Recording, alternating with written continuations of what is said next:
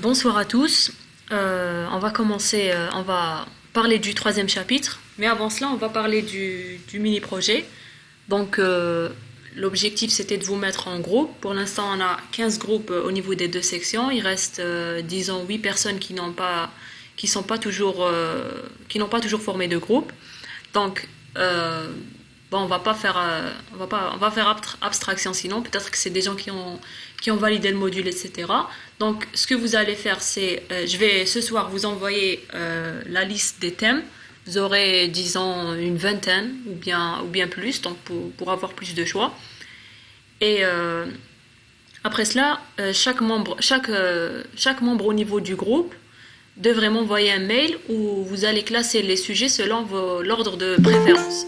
C'est-à-dire que vous allez mentionner dans le mail tous vos choix, en commençant par celui que vous voulez le plus à celui que vous voulez le moins. Et après, tout dépend votre rapidité, si on veut. Donc, chacun aura... Donc, premier arrivé, premier servi. Donc, le premier qui voudra un sujet l'aura. Et puis, si le sujet est pris, l'autre groupe aura le second, le troisième, etc. Ce que je vous demande, c'est de réaliser un rapport plus une présentation. Donc, les thèmes, ça sera concernant des normes ou bien des protocoles. Donc, je vous donnerai des exemples de normes et des exemples de protocoles. Ils seront tous orientés réseau, informatique, etc. Vous devrez rédiger un rapport. Le rapport ne doit pas dépasser 5 pages.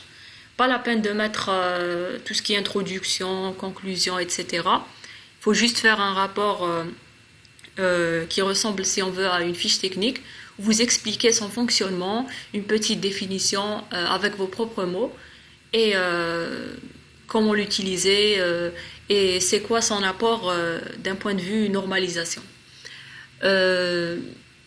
Concernant la présentation, elle doit être un peu plus riche, donc ça serait bien si elle est par exemple illustrée, s'il y a des simulations, si vous pouvez les faire. Donc par exemple pour les protocoles réseau, etc., vous pouvez faire des simulations en utilisant Packet Tracer par exemple. Au niveau de la présentation, tous les membres devront expliquer au moins une partie du projet. Donc il n'y aura pas uniquement une seule personne qui parle, mais tous. Vous serez noté de manière différente concernant la présentation. Donc vous aurez une note commune pour le rapport, mais une note qui sera différente concernant la présentation. Vous aurez aussi une question. Chaque membre aura, je lui poserai une question, il devra répondre de manière très succincte. Donc la question, ça sera soit concernant le projet lui-même, soit concernant ce qu'on a fait en cours. Donc ça ne sera pas une question, si on veut, ciblée concernant un titre ou bien un chapitre, etc. Mais une question assez vague. Donc du style, quelle est la différence entre ça et ça quelle est votre synthèse concernant cette norme, quelle est votre, etc. Donc la réponse doit être très brève et très, très concise. Donc tout ça va former votre note finale du module. Donc vous aurez une note sur le rapport, une note sur la présentation en elle-même, comment elle est faite, etc. Si elle est illustrée, pas trop d'écrit, pas de lecture au niveau de la présentation, mais plus d'explications. Vous aurez aussi une note. Comment? Une question. Oui, allez-y. Alors, le projet quatrième de communication, si vous pouvez nous la donner à le projet, c'est mieux qu'avec. Pourquoi? Parce que le projet, on va se baser beaucoup plus sur le projet que sur le cours. Ok, alors ça sera une question qui est en relation avec le projet, mais un peu avec le cours. Parce que tous les projets, ils sont en relation avec le cours. Il y a des choses qu'on a traitées déjà. Ok, d'accord. Ok pour ça. Vous aurez donc, comme j'ai dit, une note commune pour le rapport, une note sur la présentation, une note sur la question et une note sur votre assiduité durant tout le semestre. Donc il y a des noms qui se répètent, il y a des noms qui interagissent, il y a des noms qui reviennent. Donc ils auront une toute petite note, donc ça ne sera pas plus de 2 points si on veut, mais ils auront cette note-là si on veut. Voilà, donc voilà à peu près comment je vais vous noter. Vous aurez juste la note commune au niveau du rapport et de l'élaboration de la présentation, parce que vous êtes supposés tous la faire. Mais concernant votre comment vous parlez, etc., comment vous répondez, là vous aurez des notes différentes.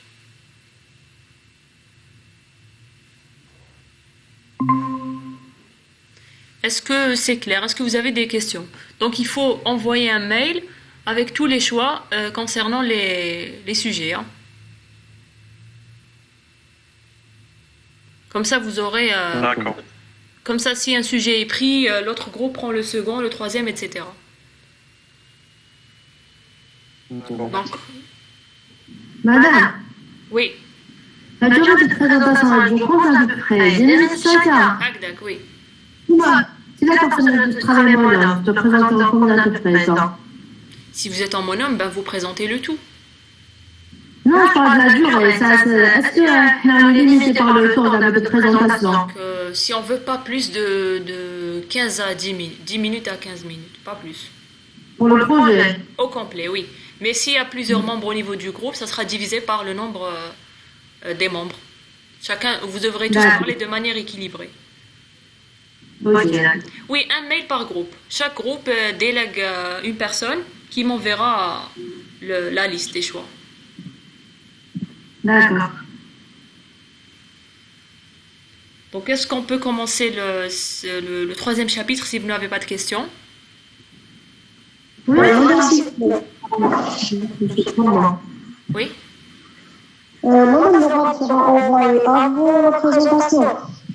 Le rapport de projet. Avant, au moins 2 jours, ou là 1 jour, pour que je puisse le lire.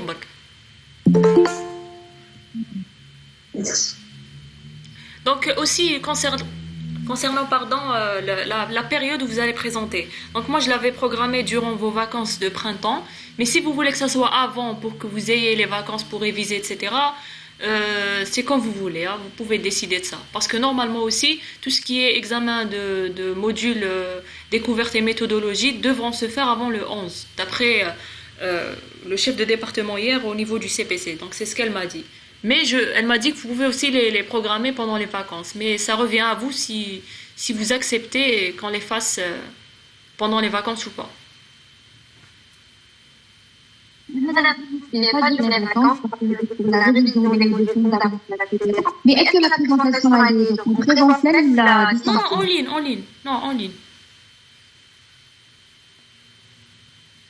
En ligne, c'est-à-dire que... D'accord, madame. Oui. Madame, pour la section 1, on préfère qu'elle soit avant les vacances. Ok. Et la section B?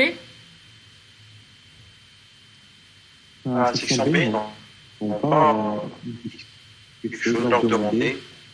D'accord, donc vous entendez entre vous et vous me dites. C'est comme vous voulez. Hein. Déjà, celui qui termine le projet, il envoie le rapport. S'il est prêt, il peut envoyer un mail pour la faire, s'il veut la finir.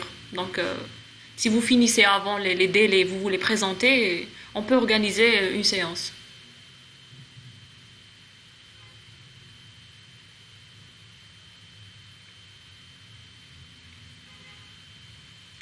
Donc, vous devez juste diffuser tout ce que je viens de dire à vos camarades. Bon, moi, je vais leur partager l'enregistrement. Donc, je suis en train d'enregistrer tout ce que j'ai dit. Ils devront juste savoir tout ce qu'on a parlé concernant le projet. Bon, maintenant, on va voir le troisième chapitre. Donc, pour chaque vidéo, on fait une présentation. Je vais d'abord partager mon écran. Donc vous êtes censé avoir vu les 5 vidéos concernant le cours, concernant le troisième chapitre, et avoir lu aussi le détail des parties du troisième chapitre. Donc est-ce que vous arrivez déjà à voir?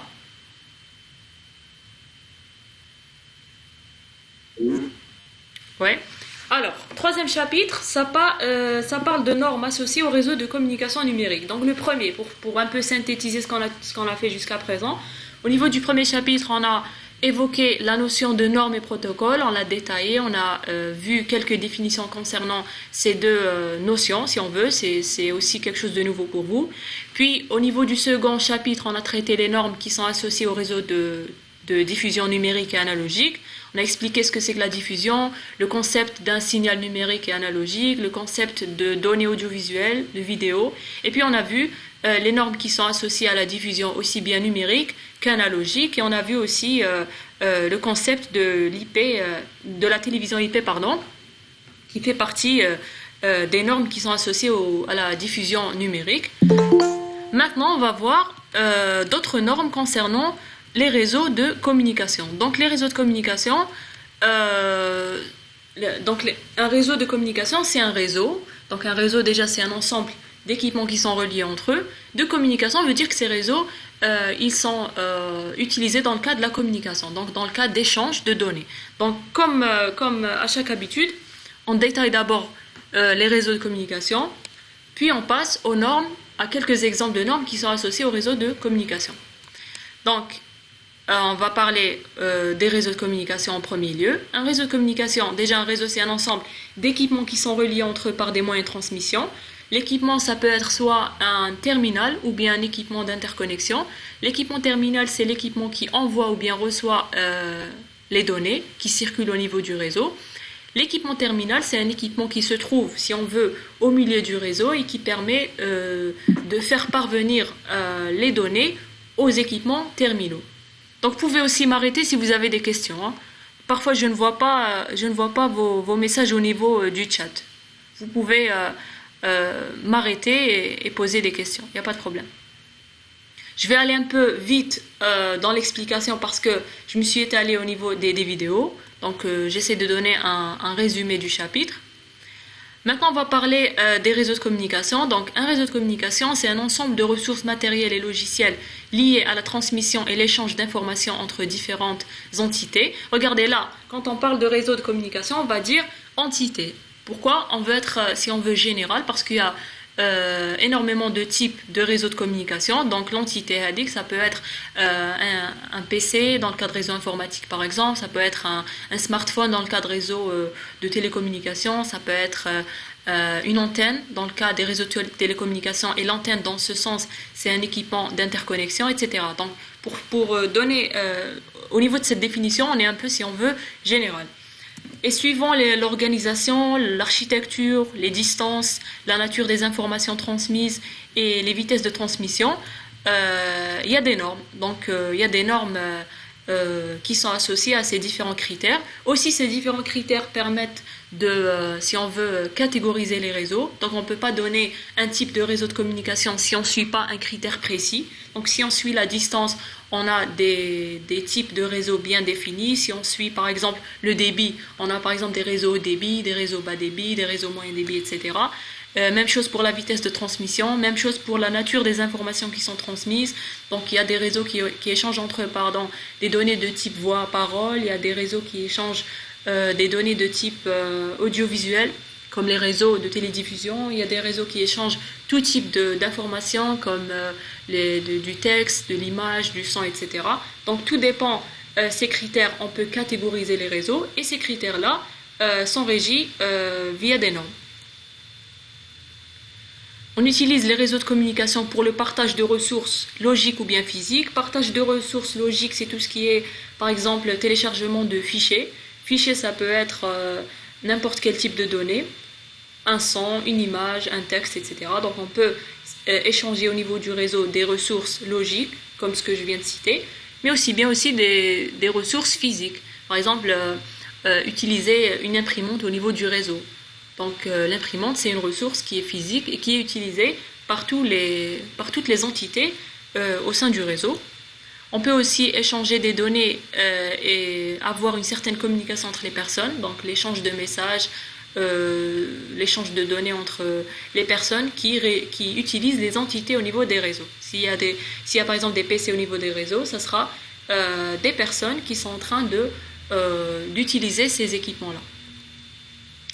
Et bien sûr, pour pouvoir accéder à des services distants. Donc si par exemple on a un site web qui est hébergé au niveau d'un équipement et cet équipement-là est présent au niveau du réseau, donc accéder à ce site web et bénéficier de ces services, c'est un exemple d'accès à des services distants. On peut aussi faire tout ce qui est commerce en ligne, vote en ligne, banque en ligne, etc. Donc tout cela sont des services distants et via les réseaux, on peut avoir accès à ces services de manière distante. Donc c'est ça l'avantage des réseaux, c'est qu'on échange des informations, on a accès à des services de manière distante, sans se déplacer si on veut.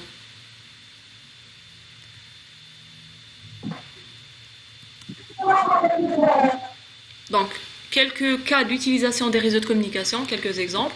Donc, on peut utiliser les réseaux dans le cas des banques. On peut avoir des banques en ligne, par exemple, où tous les utilisateurs sont connectés à cette banque et peuvent faire différentes transactions, si on veut. On peut le faire aussi dans le cas des assurances, pour tout ce qui est paiement, etc. Donc, sans avoir, si on veut, une infrastructure physique pour cette assurance, mais plutôt l'assurance devient un service à distance. Pour des mesures de sécurité aussi. Concernant la santé, donc c'est très en vogue, surtout durant cette dernière période de pandémie. Donc on peut avoir par exemple un échange entre les médecins et leurs patients à distance. On peut faire des consultations à distance. On peut avoir, chaque médecin peut avoir, si on veut, un site où il peut échanger avec ses patients de manière à distance, donc sans se déplacer chez le médecin, et aussi pouvoir partager des données confidentielles, parce que tout ce qui s'échange entre un médecin et un patient doivent rester secrets. Et les réseaux peuvent permettre cela. Donc il y a des mécanismes de sécurité qui permettent de garantir la confidentialité des données qui sont échangées. On peut utiliser aussi les réseaux dans le cas de l'administration, donc ça permet une meilleure gestion de l'administration, donc on aura une administration zéro papier par exemple. On peut délivrer des services à distance, par exemple dans le futur peut-être on peut retirer un extrait de naissance à distance ou bien un certificat de scolarité, etc. Donc on peut gérer tout ce qui est administratif en utilisant les réseaux. On peut avoir aussi accès à un enseignement à distance, donc c'est ce qu'on fait par exemple. Donc on est connecté au niveau, en utilisant déjà le réseau internet, et on utilise tous l'application de Google qui permet la vidéoconférence. Donc on est en train de faire un enseignement à distance grâce au réseau. Et pour les transports aussi, on peut avoir des informations concernant les vols, on peut avoir par exemple des informations concernant les trajets, en utilisant les réseaux. Et on peut aussi gérer ces équipements de transport à distance. On peut savoir à un instant T où se trouve un avion par exemple, où se trouve un train, etc. Donc ceux-là sont quelques exemples des cas d'utilisation des réseaux de communication.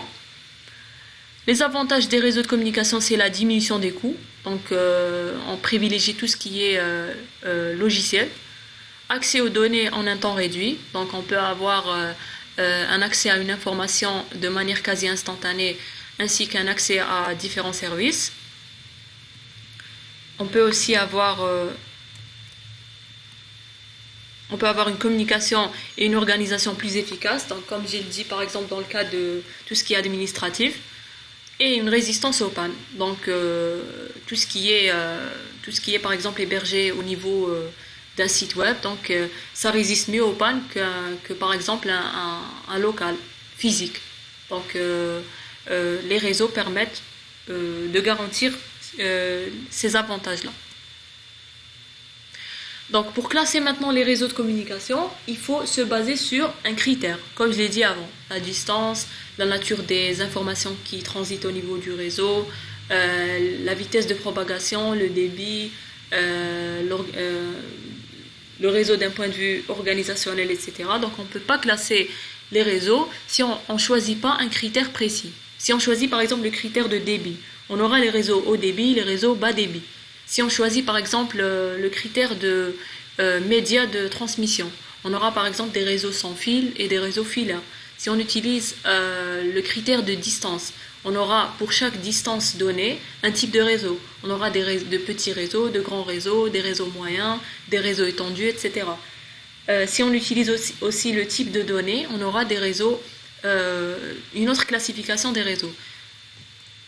Donc, on a quelques critères. Là, on va se baser sur la nature des informations qui transitent au niveau du réseau. Maintenant, on va utiliser ce critère-là pour pouvoir classifier les réseaux de communication. En utilisant le critère de type de données qui circulent au niveau du réseau, on peut avoir 3 types de réseaux de communication. On a les réseaux informatiques, les réseaux de télécommunication et les réseaux de télédiffusion. Alors, les réseaux informatiques, ce sont des réseaux qui transportent tout type de données, images, sons, vidéos, fichiers, textes, etc. Les réseaux de télécommunication sont des réseaux qui transportent des données de type voix et parole. Donc là, je parle des réseaux de télécommunication, si on veut, traditionnels, parce que les réseaux de télécommunication de nos jours permettent le transport de données de type son, vidéo, images, etc. Donc moi, je parle des réseaux de télécommunication traditionnels, donc tout ce qui est réseau téléphonique, si on veut. Et les réseaux de télédiffusion sont des réseaux qui permettent de transporter des données de type audiovisuel, donc tout ce qui est vidéo, image, plus son. Donc le son, c'est optionnel, parce que la vidéo, c'est, si on suit la définition comme au niveau du 2e chapitre, c'est un ensemble d'images, c'est une séquence d'images, l'une après l'autre. Donc ça, c'est la définition d'une vidéo. Mais si on ajoute le son, ça reste toujours une vidéo. Mais la définition basique d'une vidéo, c'est uniquement une succession de données de type image. Aussi, les réseaux de télédiffusion de nos jours peuvent transporter des données en plus de l'image et de la vidéo. Donc on a vu par exemple au niveau de la télévision IP, on peut transporter des données de type texte. Par exemple, le téléspectateur peut avoir accès à des informations, à des données sous format textuel, etc. Donc moi aussi, je parle là dans le cas des réseaux de télédiffusion traditionnels. Néanmoins, tous ces réseaux-là, dans le futur, ils vont aller vers ce qu'on appelle des réseaux multimédia. Donc on va essayer de regrouper tous les avantages de tous ces réseaux et mettre en place des réseaux qui permettent de transporter tout type de données, où il peut y avoir la téléphonie, l'internet et la diffusion de données.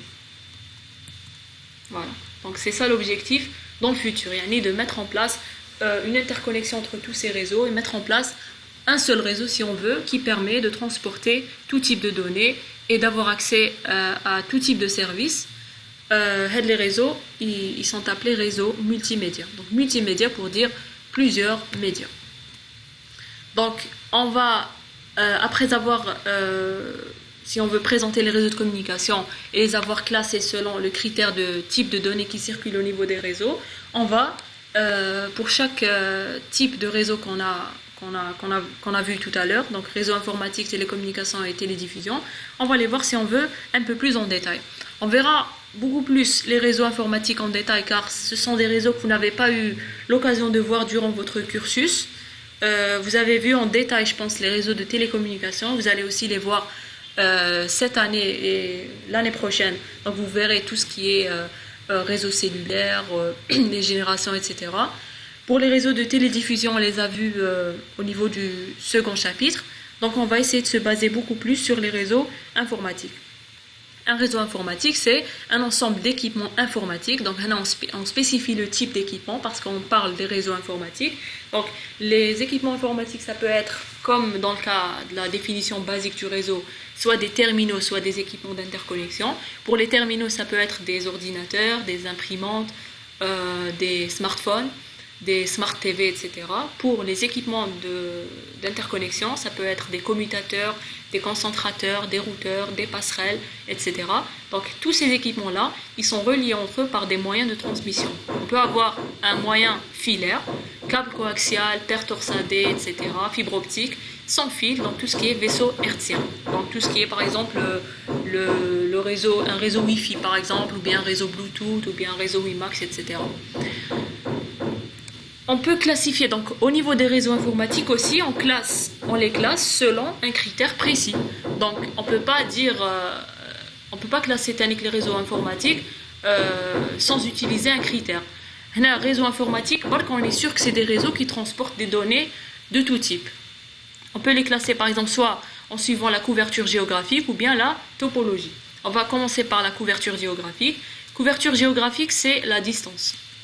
Donc on a les plus petits réseaux qui sont appelés PAN, PAN pour Personal Area Network, réseau personnel. On a des réseaux un peu plus grands que les réseaux PAN, ce sont les réseaux LAN, LAN pour Local Area Network, les réseaux locaux. On a ensuite les réseaux métropolitains, MAN, donc Metropolitan Area Network, réseau métropolitain. Et on a des réseaux encore plus grands qui sont les réseaux WAN, WAN pour Wide Area Network, les réseaux étendus. On va voir un peu la différence entre ces quatre réseaux, suivant le critère de couverture géographique. Donc un réseau personnel, c'est un réseau qui occupe un espace d'1 mètre carré. Donc c'est le plus petit réseau qui puisse exister. Il peut occuper un espace personnel, un local. Ça peut être même pas un local. Donc ça peut être juste la connexion entre deux smartphones via une liaison Bluetooth forme ce qu'on appelle un réseau personnel. Si on veut aussi une télécommande reliée à un téléviseur via une liaison infrarouge, forme aussi un réseau personnel. Relier deux PC entre eux en utilisant un câble paire torsadée au niveau de l'interface RJ45 forme aussi ce qu'on appelle un réseau personnel, etc. Donc un réseau personnel, c'est un réseau qui ne dépasse pas une couverture d'1 mètre carré. On a des réseaux plus grands qui sont les réseaux locaux. Un réseau local, c'est un réseau qui va de 10 mètres à 1 km. Il peut occuper une pièce, un bâtiment ou bien tout un campus. Donc au niveau de l'USTHB par exemple, on peut avoir un réseau local. Un réseau MAN, c'est un réseau qui occupe qui va jusqu'à une distance de 10 km. Donc il peut couvrir une ville tout entière. Un réseau étendu, il peut aller de 100 km à 1000 km, donc il peut couvrir tout un pays ou bien tout un continent. Donc un ensemble de réseaux personnels forme ce qu'on appelle un réseau local. Un ensemble de réseaux locaux forme ce qu'on appelle un réseau métropolitain. Un ensemble de réseaux métropolitains forme ce qu'on appelle un réseau étendu. Et l'ensemble des réseaux étendus forme ce qu'on appelle le réseau Internet. Donc l'ensemble des réseaux qui couvrent les pays et les continents forme ce qu'on appelle le réseau Internet. Internet est un réseau qui couvre la planète entière, donc c'est le réseau mondial.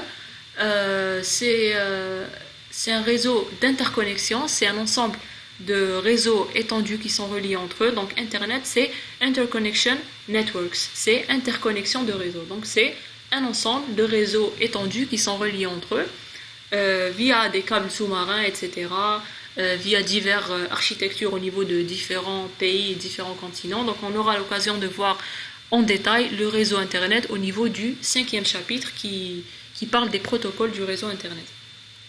Mais juste pour avoir une idée, c'est que le réseau Internet, c'est un réseau informatique qui couvre la planète entière. C'est le plus grand réseau qui existe sur Terre. Maintenant, on va parler du second critère qui est la topologie. Donc la topologie, c'est si on veut un schéma du réseau. À quoi ressemble le réseau si on le schématise? Il y a la topologie physique et la topologie logique. La topologie physique, c'est le schéma physique du réseau, c'est-à-dire comment sont organisés les équipements au niveau du réseau d'une manière physique. La topologie logique, c'est la manière dont les équipements communiquent, c'est la manière dont les données traversent le réseau. Je vais vous donner à la fin un exemple pour que vous puissiez faire la différence entre une topologie physique et logique. On a les réseaux point à point, on a le réseau en bus, on a le réseau centralisé. Donc hadouma, c'est des noms de topologie de réseau. On a le réseau en boucle ou bien anneau, le réseau en arborescence. La topologie TAO ressemble à ce qu'on appelle une arborescence, un arbre. La topologie maillée, la topologie hybride. On va les voir un peu en détail. Point à point, c'est uniquement deux équipements qui sont reliés entre eux, donc c'est le plus petit réseau qui puisse exister. Donc si on suit le critère de distance, c'est un réseau personnel, et si on suit le critère de topologie, c'est un réseau bipoint, bien réseau point à point. Réseau multipoint ou bien réseau en bus, c'est un réseau où il y a plusieurs équipements qui sont connectés entre eux via un canal là en bleu qu'on appelle le bus. En général, c'est un câble coaxial, donc ça ressemble à ça. Attendez, je vais revenir vers les problèmes du réseau en bus. Donc le câble coaxial, ça ressemble à ça. Ou hadouma, c'est les connecteurs en T. C'est là où peut se connecter un PC au niveau de ce type de réseau. Ou hadouma, c'est les bouchons de terminaison. Donc chaque réseau en bus, il a deux terminaisons, une à droite et une à gauche.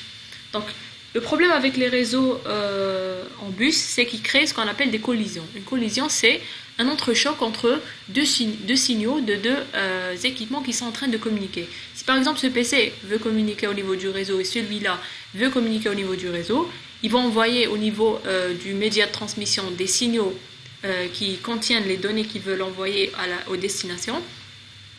Quand ces deux signaux se rencontrent, ils créent ce qu'on appelle une collision. C'est, si on veut, d'une manière pratique, c'est l'addition des deux signaux qui se rencontrent. Ou l'addition, elle forme un troisième signal qui n'a pas de sens d'un point de vue donné. C'est-à-dire quand on essaye de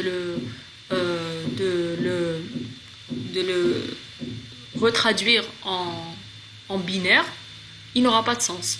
Donc voilà un des inconvénients de l'utilisation des réseaux en bus, c'est qu'ils ne permettent pas que tous les équipements au niveau du réseau qu'ils puissent communiquer de manière tranquille. Donc pour communiquer, déjà, il faut entendre, écouter le canal et voir s'il n'y a personne qui communique. S'il n'y a personne qui communique, on peut communiquer. S'il y a quelqu'un qui communique, il faut attendre que ce dernier termine sa communication. De nos jours, les réseaux en bus ne sont plus utilisés. Ils ont changé au profit des réseaux Ethernet, où le câblage il est full duplex, c'est-à-dire qu'on a au niveau du câble un canal pour l'émission et un canal pour la réception, donc on n'aura pas cet entrechoc entre les différents paquets qui transitent au niveau du réseau. Topologie centralisée ou bien en étoile, donc la forme déjà du réseau elle ressemble à une étoile. On a un équipement d'interconnexion au milieu qui est relié à des équipements terminaux. L'équipement d'interconnexion, ça peut être soit un hub, un switch, un routeur ou bien une passerelle selon son emplacement au niveau du modèle OSI. Donc si c'est une passerelle, elle est de niveau applicatif, donc on verra le modèle OSI tout à l'heure. Un routeur, ça permet de relier des réseaux entre eux, donc il est au niveau réseau selon le modèle OSI. Un commutateur, il permet de relier des équipements au sein d'un réseau local. Il est au niveau liaison de données selon le modèle OSI. Un concentrateur, il est au niveau physique, c'est-à-dire que c'est un équipement qui fait tout ce qui est diffusion. Donc de nos jours, il sert plus d'amplificateur de signal que d'équipement d'interconnexion. Pourquoi? Parce que le hub, dès qu'il reçoit une donnée au niveau du réseau, donc comme ici par exemple, si le serveur il veut envoyer une donnée à ce laptop, si on avait un hub ici, il va diffuser la donnée du serveur à tout le monde. Pourquoi? Parce que il ne peut pas savoir quel est l'équipement destinataire, parce que lui-même, s'il est de niveau 1, maintenant il reçoit un signal. Donc qu'est-ce qu'il fait? Il diffuse tout le signal. Le hub a été abandonné au profit du commutateur parce que le concentrateur, c'est un équipement qui crée beaucoup de congestion au niveau du réseau. Ça veut dire qu'il sature le réseau pour rien, de données inutiles au niveau du réseau. Donc de nos jours, j'ai dit, il est plus utilisé en tant qu'amplificateur qu'en tant qu'équipement d'interconnexion. Donc ça, c'était une parenthèse. On a le réseau en boucle ou bien en anneau. Donc la forme déjà ressemble à une boucle ou bien un anneau. C'est un réseau en bus où il n'y a pas de terminaison au niveau du câble. Donc comme si on avait un réseau en bus où les deux extrémités elles sont collées. Donc au niveau de ce réseau, on communique via le jeton. Un jeton, c'est un privilège qui permet de délimiter quel est l'équipement qui a le droit de communiquer. Donc chaque fois qu'un équipement a le jeton, il peut faire sa communication. Donc envoyer des données à un PC. Dès qu'il termine, il envoie le jeton à l'équipement, à son successeur, donc à l'équipement voisin. On va voir un exemple de communication en utilisant le réseau en anneau. Donc l'ordinateur numéro 1, il possède le jeton. Le jeton, c'est cette forme rouge là au niveau de l'illustration. Puisqu'il a le jeton, donc il peut communiquer, il a le droit de communiquer, les autres n'ont pas le droit de communiquer. Il va envoyer son fichier au niveau du réseau, il va l'envoyer à l'imprimante par exemple. L'imprimante reçoit la donnée. Donc l'imprimante en général, elle reçoit ce qu'on appelle une requête d'impression. Dès qu'il a terminé sa communication, il passe le jeton à l'ordinateur numéro 2. L'ordinateur numéro 2 a maintenant le jeton, donc il peut communiquer. Il va créer son fichier, ou la donnée qu'il veut envoyer. Il va l'envoyer au niveau du réseau à l'ordinateur numéro 3. L'ordinateur numéro 3 reçoit la donnée. Et l'ordinateur 2, puisqu'il a fini sa communication, il envoie le jeton à l'ordinateur numéro 3. L'ordinateur numéro 3 possède le jeton, mais il n'a aucune communication à faire à cet instant T. Il passe donc le jeton à l'ordinateur numéro 4. Même chose pour l'ordinateur numéro 4, il n'a pas de communication. Il la passe à l'imprimante. L'imprimante aussi n'a pas de communication. Elle le passe à l'ordinateur numéro 1. Et ainsi de suite. Donc le jeton, il va circuler tout au long du réseau. Donc un des avantages, c'est que ça permet de gérer la communication et ça évite les collisions.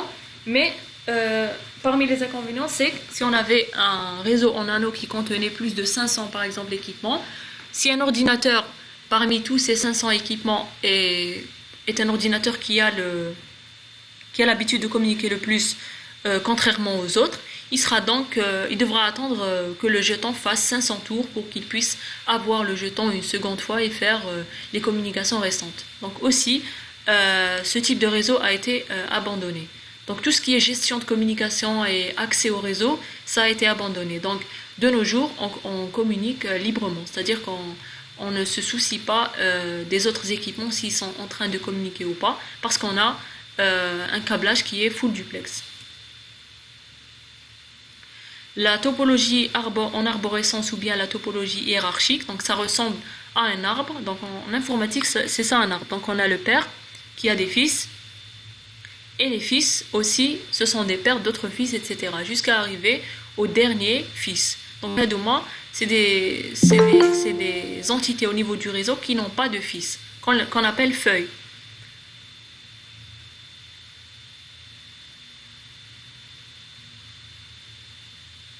Donc, la mise en place de ce réseau, c'est mettre des équipements d'interconnexion pour tous les équipements qui sont pairs et les équipements qui n'ont pas de fils, donc qui ne sont pas pairs, comme les PNAIA, les PC, on met des équipements terminaux.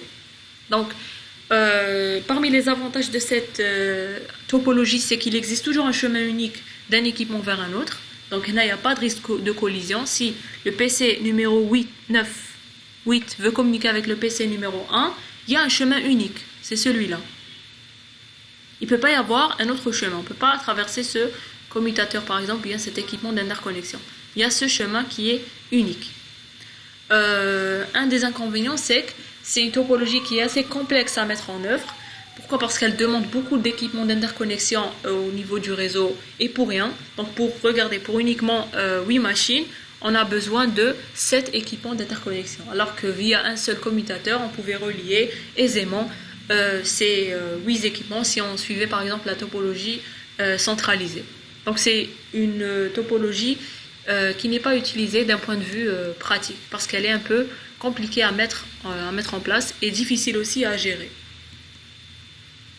La topologie maillée, c'est une topologie où tous les équipements du réseau sont connectés directement entre eux. Donc par exemple ce PC, il est connecté à tout le monde, ce PC à tout le monde, etc.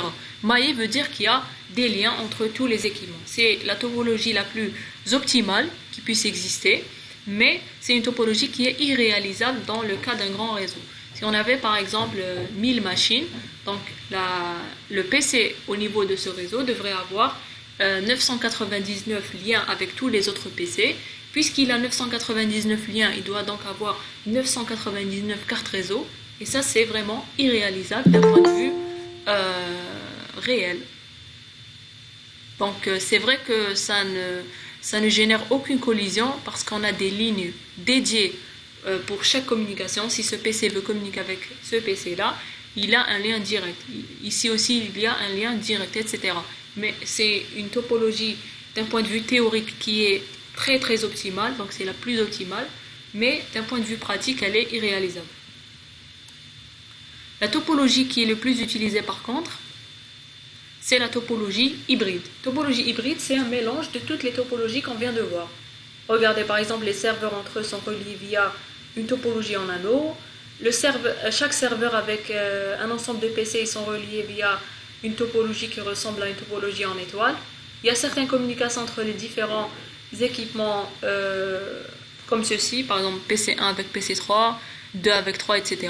Donc vous voyez qu'elle n'a pas de forme précise. C'est pour ça qu'on l'appelle topologie hybride. C'est la topologie la plus utilisée parce que il n'y a pas de contraintes concernant le coût, le nombre d'équipements à mettre en place, etc.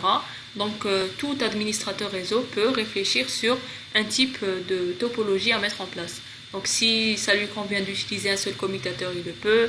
S'il ne peut pas avoir plus de 4 commutateurs en raison du budget, il peut aussi mettre en place sa topologie. Donc il peut imaginer n'importe quelle mise en place du réseau. Donc la topologie hybride est généralement la topologie la plus utilisée. On a parlé de la définition et de la classification des réseaux informatiques selon les deux critères, distance et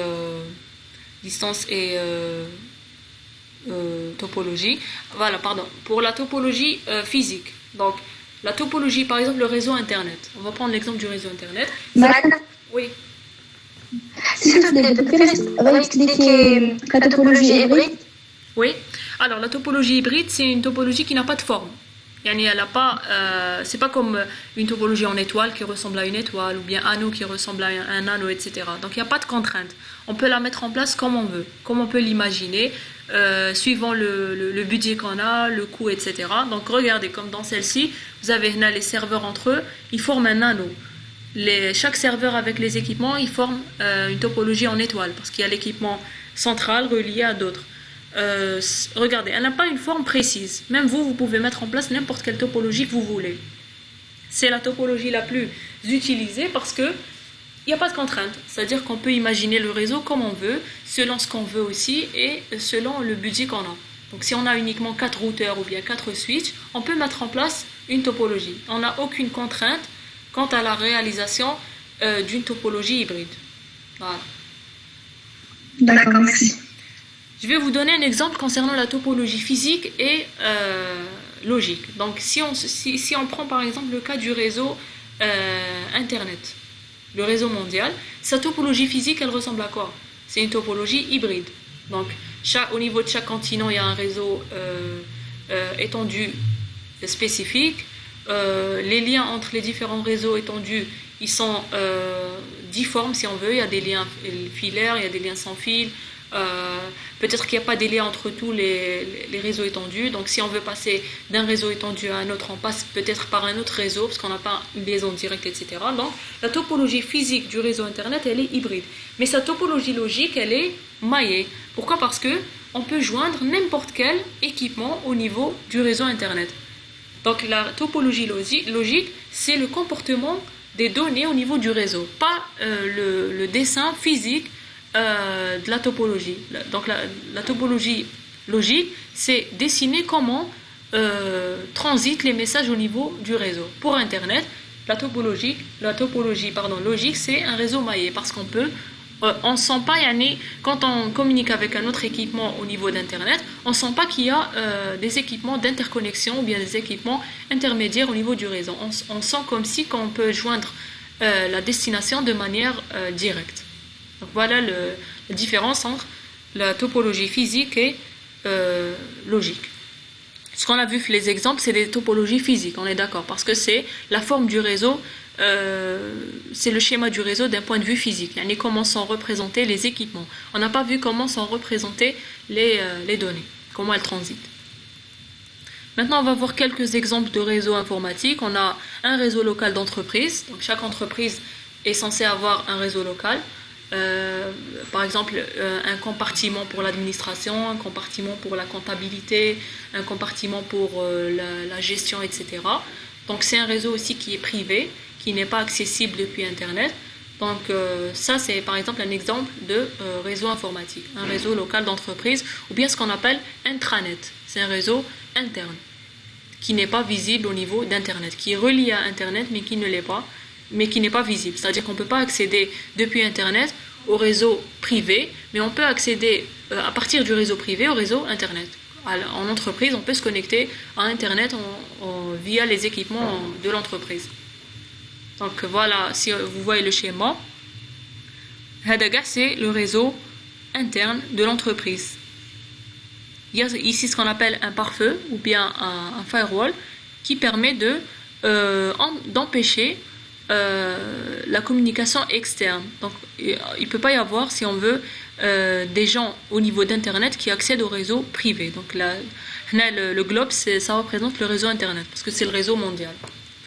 Il y a aussi le réseau internet, c'est un exemple de réseau informatique, c'est le réseau le plus grand sur Terre, c'est le réseau qui couvre la planète entière et qui se base sur le protocole TCP/IP. Donc c'est ça sa caractéristique, c'est qu'au niveau d'internet, on utilise la pile protocolaire TCP/IP. Dans le cas d'un réseau local, on peut utiliser TCP/IP, mais on peut aussi utiliser toute autre technologie. Pourquoi? Parce qu'on est au niveau local, on est au niveau interne, on communique pas avec l'extérieur, donc on peut, si on veut, mettre en place carrément la technologie qu'on utilise, ou bien les protocoles qu'on utilise. Voilà pour la présentation concernant les réseaux informatiques, donc c'est tout ce que vous avez besoin à ce stade comme information. Pour le réseau de télécommunication, donc c'est des réseaux qui permettent de véhiculer des données de type voix et parole. C'est aussi les réseaux les plus anciens, donc c'est les premiers réseaux qui sont apparus avant les réseaux informatiques. Ils ont pour objectif d'acheminer des communications vocales entre individus. Donc les premiers réseaux c'était les réseaux première génération. Après on a eu donc première génération c'était des communications analogiques. Deuxième génération c'était le transport de la voix uniquement, donc c'était les appels plus les SMS. Puis on a à partir de la troisième génération pu véhiculer des données de type images, son, etc. Vidéo, etc. Donc c'est ce qu'on appelle l'internet mobile. 4G, 5G, donc ça permet d'augmenter le débit, la qualité de service et avoir d'autres services. Donc pas uniquement la communication vocale. Donc l'objectif primaire des réseaux de télécommunication, c'était de mettre en place des réseaux pour pouvoir communiquer de manière vocale. Donc la parole au niveau des réseaux de télécommunication, elle peut être envoyée soit sous forme d'ondes magnétiques, soit sous forme d'une suite binaire. Donc on peut soit envoyer une donnée analogique, dans le cas par exemple de la première génération, soit une communication numérique, c'est-à-dire qu'on prend le signal analogique et on le numérise. Donc on a vu ça au niveau du second chapitre. Donc on fait d'abord l'échantillonnage, puis la quantification pour pouvoir obtenir un signal numérisé. Donc à partir de la 2G, tous les signaux au niveau des réseaux de télécommunication, donc là je parle des réseaux cellulaires parce qu'il n'y a pas uniquement les réseaux cellulaires au niveau des réseaux de télécommunication, il y a par exemple le réseau RTC par exemple, c'est un réseau de télécommunication, mais ce n'est pas un réseau cellulaire. Au niveau des réseaux cellulaires, à partir de la 2G, toutes les communications sont numériques, elles ne sont plus analogiques. Quelques exemples, on a le réseau téléphonique commuté, c'est le réseau fixe, le réseau RTC, c'est un réseau qui tend à disparaître aussi au profit des réseaux cellulaires. Il y a le réseau RNIS, c'est un réseau de télécommunications numériques aussi. Donc il ressemble à RTC sauf qu'il diffuse des données numériques, car RTC c'est un réseau analogique de base. Donc ce réseau-là aussi il tend à disparaître au profit des réseaux cellulaires. Donc on a plusieurs technologies ou bien normes. C'est des normes GSM, GPRS, UMTS, LTE. Donc chaque norme elle se présente au niveau d'une génération précise. Donc GSM c'est la 2G, UMTS c'est la 3G, LTE c'est la 4G. Donc il y a aussi d'autres normes, par exemple pour la 3G ou pour la 4G. Donc il y a des normes américaines, il y a des normes européennes, il y a des normes chinoises, etc. Donc par exemple même de nos jours là, il y a la 5G chinoise et il y a la 5G européenne. Ce ne sont pas les mêmes formats, si on veut, c'est pas la même norme qui est utilisée. Même en ce moment ils sont en train de travailler sur la 6G. Il y a des organisations chinoises, il y a des organisations européennes. Donc on a la première génération, elle est analogique, puis la 2G, on a par exemple le GSM, et on a d'autres. Il y a la 2G et demi, donc c'est ce qui se trouve entre la 2G et la 3G. Il y a la technologie GPRS, la 275 pour Edge, La 3G, on a UMTS. 3G,5, on a HSPA. Il y a HSPA+. Au niveau de la 3G, 75. La 4G, c'est LTE. La 4,5, c'est la LTE-A pour A, c'est Advanced. Et il y a de nos jours la 5G qui a été lancée récemment. Donc les générations, elles sont lancées tous les 10 ans. Donc 2020, c'était la 5G. 2010, c'était la 4G.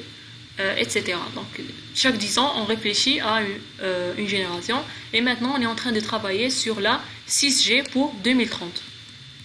Donc, si on veut résumer un peu les générations, donc chaque génération, elle a apporté quelque chose de nouveau au niveau des réseaux cellulaires. Donc, la deuxième génération, son objectif, c'était la communication via la voix.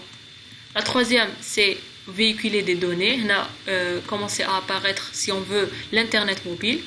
4G, c'est carrément de l'Internet sur mobile. On transfère des données de tout type. La 5G, c'est une génération qui va se baser aussi sur les objets.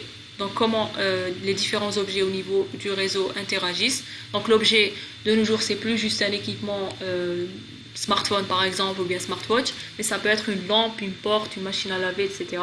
Donc, tout ce qui a, par exemple, une adresse IP au niveau du réseau, c'est connecté. Donc, tout objet connecté peut avoir accès au réseau 5G. Et pour la 6G, on travaille sur une interaction homme et machine. Donc, il y a un peu l'aspect intelligence artificielle qui va intervenir au niveau de la 6G. Aussi, ce qu'on peut dire concernant toutes ces générations, c'est que on essaye d'augmenter le débit. Donc ça, c'est le plus grand challenge, c'est d'augmenter le débit ainsi que la qualité de service. Donc, on va passer normalement à des débits au niveau de la 6G, par exemple, 1000 fois plus grands que ceux qu'on connaît maintenant.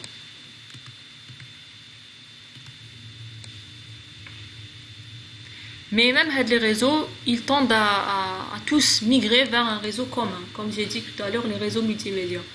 Par exemple, de nos jours, les réseaux cellulaires, ils sont maintenant en étroite relation avec les réseaux informatiques. Pourquoi ? Parce qu'ils utilisent aussi le réseau Internet. Les réseaux de télédiffusion les nouveaux, donc la télévision IP, aussi ils utilisent Internet. On essaye maintenant de mettre en place un réseau commun pour tous ces services. Voilà, et on travaille en ce moment sur la 6G qui va apparaître en 2030. Donc les travaux ont commencé en Chine et en Europe. Donc les travaux, dès que la 5G a été lancée, on a commencé à travailler sur la 6G. Ce qu'on met en place, c'est des normes. Donc, il y a des organismes internationaux qui essayent de normaliser les technologies au niveau de la 6e génération. Donc ça, c'était pour les réseaux de télécommunications. Maintenant, les réseaux de télédiffusion, on les a vus au niveau du second chapitre. C'est des réseaux qui permettent de transmettre des données de type audiovisuel. Donc, c'est des données de télévision, donc soit par voie terrestre, soit de manière hertzienne, ou soit satellitaire, ou soit par Internet. Donc, on les a vus au niveau du second chapitre. Donc, les réseaux de télédiffusion, il y en a différents types. Il y a la diffusion terrestre. Donc, on a une antenne au niveau de la Terre. Donc, chaque organisme qui diffuse des données audiovisuelles, il a un réseau terrestre. Donc, il a des antennes au niveau terrestre. Donc, pas comme dans le cas de la diffusion satellitaire, où il diffuse d'abord un satellite, qui est en général un satellite géostationnaire. C'est un satellite qui tourne autour de la Terre. Il lui transmet la donnée et le satellite transmet la donnée au téléspectateur via son antenne de réception. Il y a la diffusion câblée, donc on a une ligne directe entre l'organisme qui diffuse les données audiovisuelles et le téléspectateur. Généralement, cette diffusion elle est payante. Et pourquoi ? Parce qu'on a une ligne dédiée, donc on a un meilleur service. Et il y a la diffusion IP, c'est-à-dire que c'est une diffusion qui utilise le réseau Internet. Donc on utilise le réseau Internet pour pouvoir acheminer les données audiovisuelles aux téléspectateurs finaux. Il y a aussi la diffusion mobile. La diffusion mobile, c'est une diffusion assez contraignante de par le type de l'équipement déjà, qui est mobile. Puisqu'il est mobile, donc il a une certaine capacité, donc il faut gérer la batterie. il faut gérer les petits écrans, etc. Il faut gérer aussi le déplacement de l'équipement. Donc à chaque fois qu'il se déplace, il faut faire attention à le localiser, etc. Donc ça ressemble un peu au roaming au niveau des réseaux cellulaires. Donc la diffusion mobile, c'est pas technique toutes les normes qu'on a vues, par exemple au niveau du second chapitre. Il y a certaines normes, par exemple, je me rappelle plus de laquelle, qui ne traitent pas le cas de la diffusion mobile.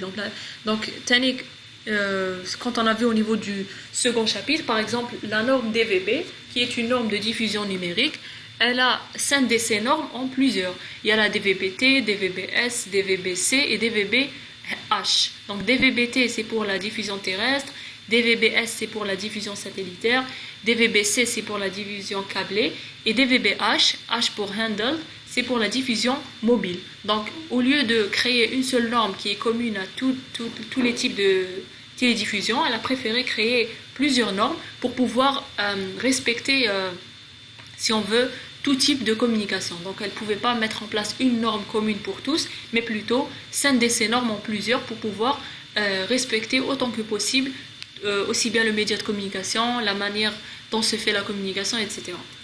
Bon, il y a certaines normes, bon, DVB-T, ça traite le tout, il y en a certaines, je ne me rappelle plus desquelles, par exemple, qui traitent le terrestre, le satellitaire et le câblé, mais ne traitent pas l'aspect mobile. On va voir des illustrations concernant ces diffusions. Regardez la terrestre, on a des antennes au niveau terrestre, si on veut. Donc, le centre de diffusion, il a une antenne, et cette antenne-là, elle va diffuser à l'antenne du téléspectateur final. Donc, cette antenne peut transmettre à d'autres antennes intermédiaires pour pouvoir arriver à l'antenne finale. Mais bon, le réseau se présente d'un point de vue d'un ensemble d'antennes qui sont reliées entre elles et qui sont au niveau terrestre. Donc, c'est pour ça qu'on l'appelle diffusion terrestre. Pour la diffusion satellitaire, le centre de diffusion, il a son antenne qui diffuse à un satellite qui lui-même diffuse à l'antenne du téléspectateur final. La diffusion câblée, donc vous avez entre l'utilisateur final et le centre de diffusion une ligne privilégiée. Et la diffusion mobile, donc généralement la diffusion mobile, j'ai dit que ça tient compte des contraintes des équipements mobiles, et elle se base aussi sur les réseaux cellulaires. Donc c'est comme la diffusion IP, elle se base sur les réseaux sur le réseau informatique internet. La diffusion mobile, elle se sert des avantages des réseaux cellulaires pour pouvoir acheminer la donnée. Donc par exemple, il peut y avoir entre l'opérateur de télédiffusion et un opérateur mobile, il peut y avoir un partenariat pour pouvoir utiliser si on veut, son réseau, son architecture pour pouvoir acheminer les données audiovisuelles, à faire de la diffusion mobile. Parce que le réseau cellulaire, par exemple, il garantit la localisation du terminal, etc. Donc, il y a une certaine architecture qui est déjà mise en place. Pourquoi pas l'utiliser pour pouvoir diffuser des données audiovisuels dans le cadre des réseaux de télédiffusion. Quelques exemples, on a Numéricable de France. Donc Eutelsat, c'est une diffusion de type satellite. Donc on a par exemple un exemple des satellites qui sont présents au niveau d'Eutelsat, le satellite Hotbird. Et on a Canal+, c'est un bouquet qui offre aussi bien la télévision IP, la télévision satellitaire et câblée, etc. Maintenant, puisqu'on a vu les différents réseaux de communication et on a vu plus en détail les réseaux informatiques, on va voir une norme qui est associée au réseau informatique. Cette norme-là, c'est la norme ISO 7798, qui est le fameux modèle OSI. Pourquoi on veut normaliser? Parce que vers la fin des années 70, il y a eu plusieurs solutions réseau qui sont apparues. Donc chaque constructeur d'équipement réseau a mis en place une certaine manière de communiquer au niveau du réseau. Il y a par exemple IBM, Microsoft, Apple, etc. Donc ils ont tous mis en place des technologies de communication. Ils ont donc mis en place un ensemble de protocoles de communication. Donc par exemple, on a différents réseaux. Donc il y a eu plusieurs solutions réseau qui sont apparues. Donc la communication intra-réseau, elle est possible. Donc au niveau de chaque réseau, on peut communiquer. Mais le problème se pose au niveau de la communication inter-réseau. C'est-à-dire, on ne peut pas communiquer entre les réseaux qui sont issus de différentes technologies. C'est pour ça qu'on a eu recours à la normalisation. Et on a opté pour le modèle OSI pour la communication. Donc, ce qui veut dire que tout constructeur, s'il veut mettre en place des équipements réseau, il devrait utiliser le modèle OSI pour mettre en place la communication. Comme ça, tous les équipements qui sont issus de différents constructeurs pourront communiquer entre eux. Veut dire qu'ils vont utiliser la même norme. Et c'est l'objectif des normes. C'est de mettre, c'est des conventions, et c'est de mettre d'accord tout le monde à utiliser le même processus, le même procédé de communication. Le plus utilisé de nos jours, c'est le modèle OSI. Donc le modèle OSI, c'est OSI pour Open Systems Interconnection. Donc en français, ça donne interconnexion des systèmes ouverts. C'est une norme qui a été proposée par l'ISO. Donc on a vu l'ISO au niveau du premier chapitre concernant les normes et protocoles. L'ISO, c'est un organisme international de normalisation, son siège est à Genève. Et c'est une organisation qui émet des normes dans le domaine industriel beaucoup plus, mais elle met aussi en place des normes dans le domaine informatique et plus précisément des réseaux. Et la norme réseau la plus connue au niveau de l'ISO, c'est la norme OSI. Elle a été mise en place en 1984 et elle est fondée sur un principe qui est énoncé par Jules César qui est diviser pour régner. Veut dire que elle va diviser un problème en sous-problèmes. Notre problème, c'est quoi? C'est la communication. Et elle va diviser le problème de communication en sous-problèmes. On va voir ce principe tout de suite. Donc le principe, c'est de mettre en place les réseaux et de les représenter sous forme de couches. Et chaque couche, elle va traiter un sous-problème de communication. Donc on va les voir en détail pour que vous puissiez voir ces sous-problèmes de communication. Donc, au lieu d'étudier le tout, donc étudier la communication de manière brute, on va la réduire en parties. Et l'ensemble, donc, devient plus facile à manipuler. Quand on divise un problème en sous-problèmes, on va traiter ces sous-problèmes un par un. Et quand on traite le sous-problème à part, la solution serait plus facile à trouver et c'est plus facile à manipuler que si on manipulait le tout. Donc, puisqu'il est scindé en couches et chaque couche, elle traite un sous-problème de communication, dans le cas d'OSI, elle est scindée en 7 couches. Vous les connaissez sûrement, c'est on a la couche application, présentation, session, transport, réseau, liaison de données et physique. On va les voir aussi en détail. Pour l'instant, ne faites pas attention. Il faut juste comprendre que le modèle OSI se base sur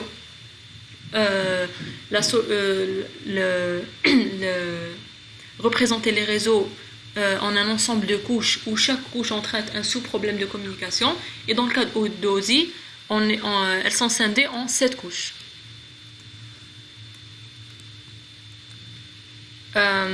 Maintenant, on va voir ce principe de couche. Puisqu'on utilise OSI, si on a... donc on traite le problème de communication et la communication elle se passe entre deux entités. On va les appeler système A et système B. On va supposer que système A veut communiquer avec système B. On va juste représenter deux couches adjacentes, on ne va pas représenter les 7. Donc d'une manière formelle, on a pour chaque système 7 couches, mais on va voir uniquement deux couches qui sont voisines. On a une couche n plus 1 et une couche n.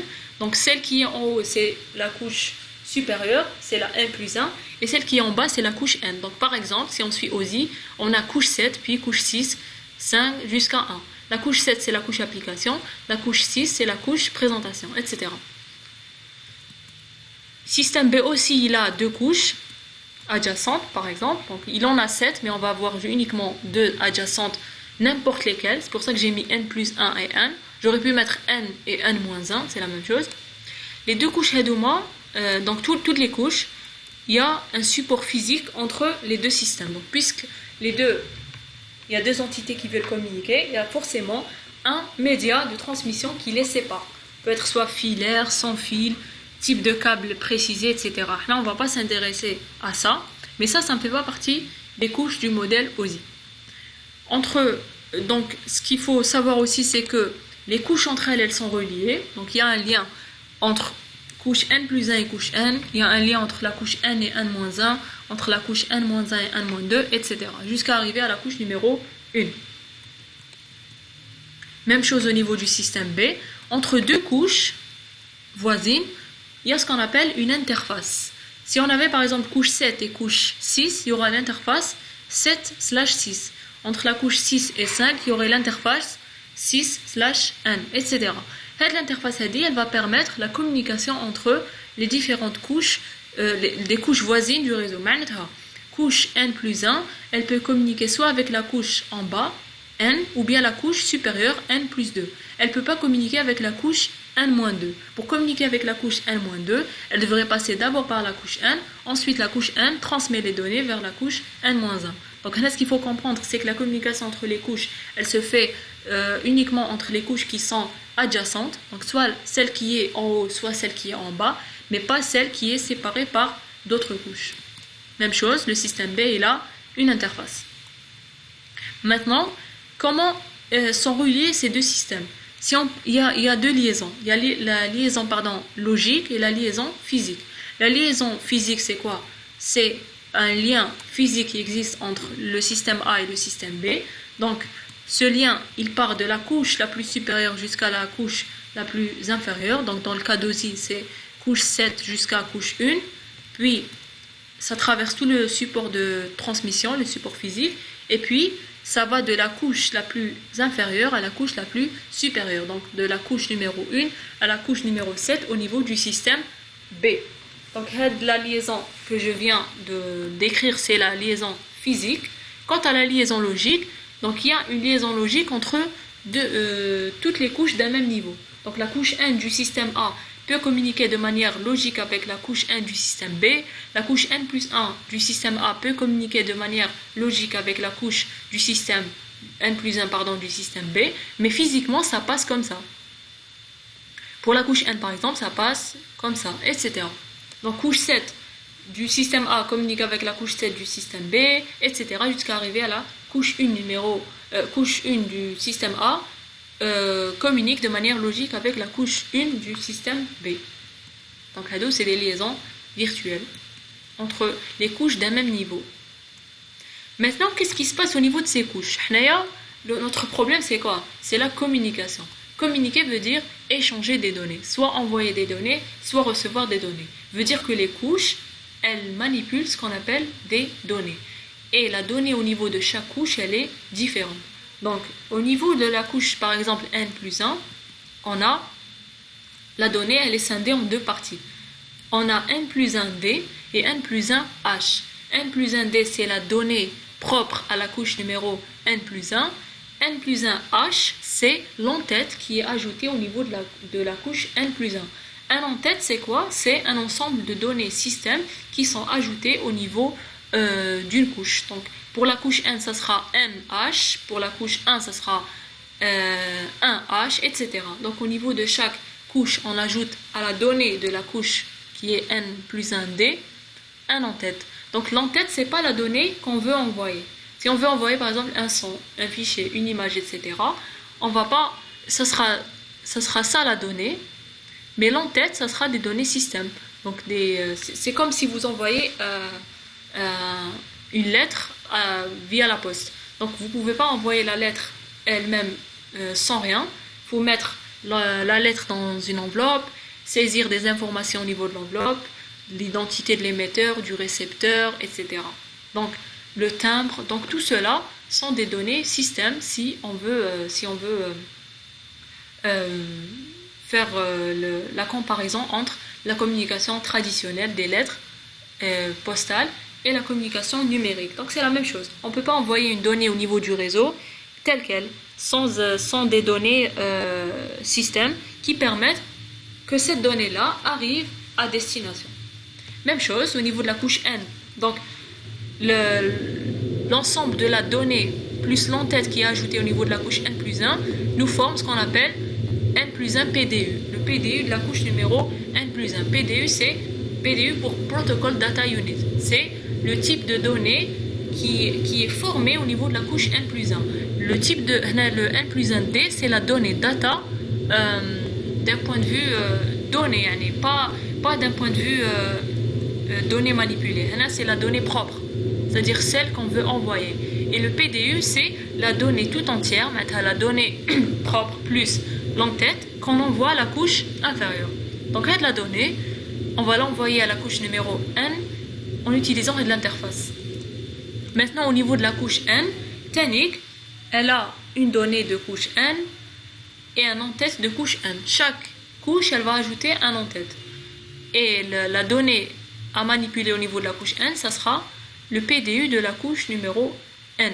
Maintenant, la relation entre la donnée au niveau de la couche N plus 1 et la donnée au niveau de la couche N, c'est que toute cette donnée-là, le N plus 1 PDU, est égal à la donnée de la couche numéro 1. Tout cela, il descend à la couche N et on lui ajoute aussi un en-tête.